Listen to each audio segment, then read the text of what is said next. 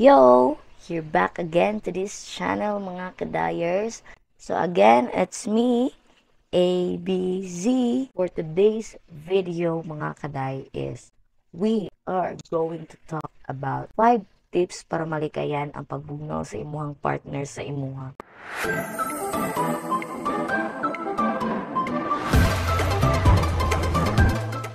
So, naka-experience ba ka na kadayers nga imuhang partner is medyo cold na ang treatment sa imuha? Walay panahon sa imuha, di na nagkasuko sa imuha, sige na lang kasapot sa imuha, di na ganahan mo tanaw sa imuhang dagway.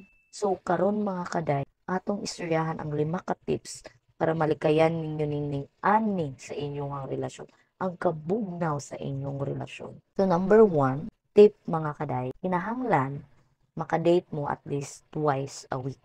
Very important jud kaayo ang dating sa isa ka relasyon. Sama gani sa akong ginaingon, we are talking about relationship. Yung relationship mga kaday, kinahanglan yun mo mag-date ana. Kinahanglan yun mo yung time sa isa't isa. Ang date mga kaday, dili kinahanglan nga gasto. At least man lang na may panahon na magka-istorya, magka-bonding, panahon nga uban na enjoy ninyo ang company sa isa't isa, and then always go back sa reason anong isulod mo sa inyong relasyon.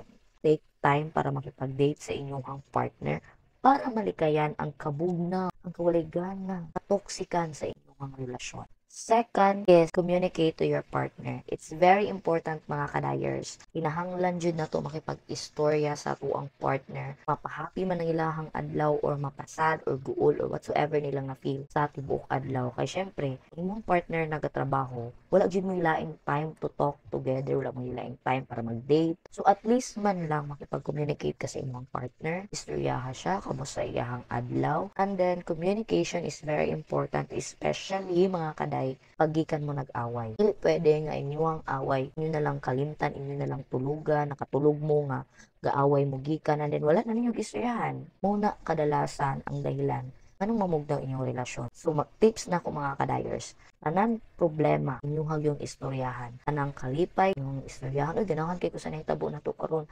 Ginakaganahan ako ang mauni-mauna. Nagdata dito dapilin sa dagat. Istoryahan ito or whatsoever. Pahappy man na or sad inyong experience together. Inyong nang istoryahan after.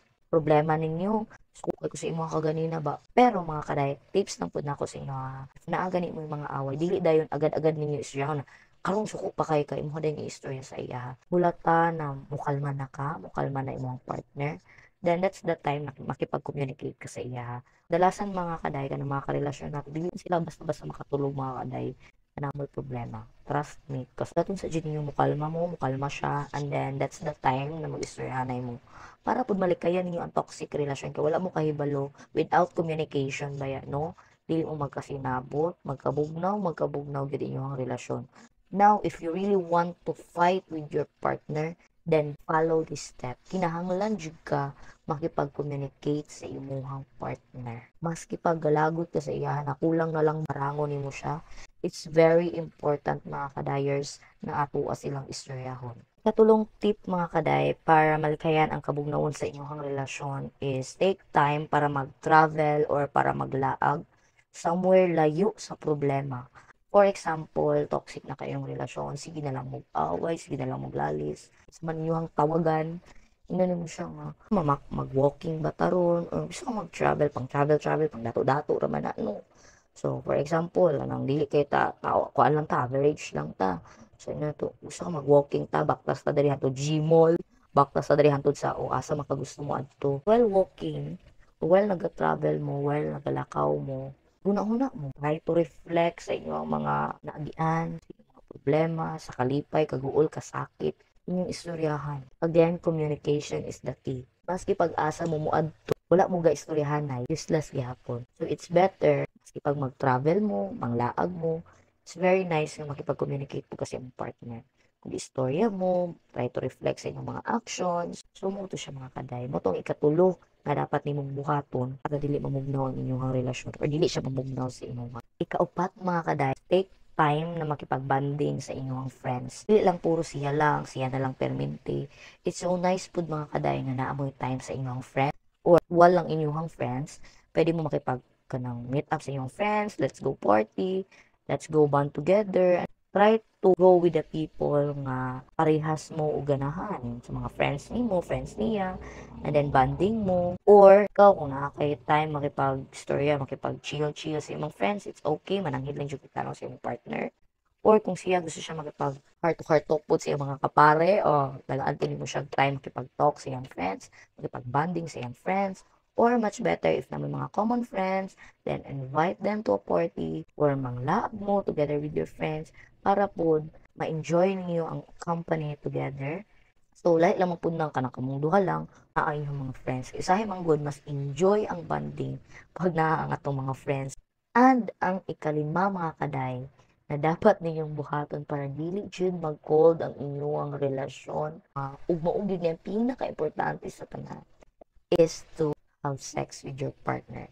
Yes, mga kaday, dili man ni sa pagminanyak, pero sa isa ka relasyon, especially if naa na ka sa marriage, dapat mo mga sexy time sa imong partner para po makita nimo, mabasa nimo if kana pa ba gihapon imong partner ang imong gihigugma karon o basig lain po. So again, taga na to time ang atong partner nga makipag-sexy time sa ato.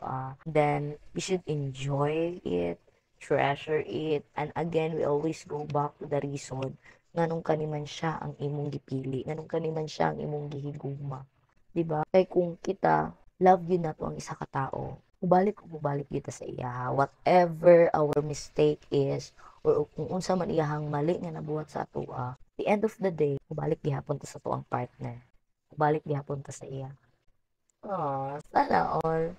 So that would be all mga kadayers. Thank you for watching to this video. So if you want another advice, so please don't hesitate to comment down below. And again, don't forget to like, share, and subscribe to this channel. Thank you so much and bye!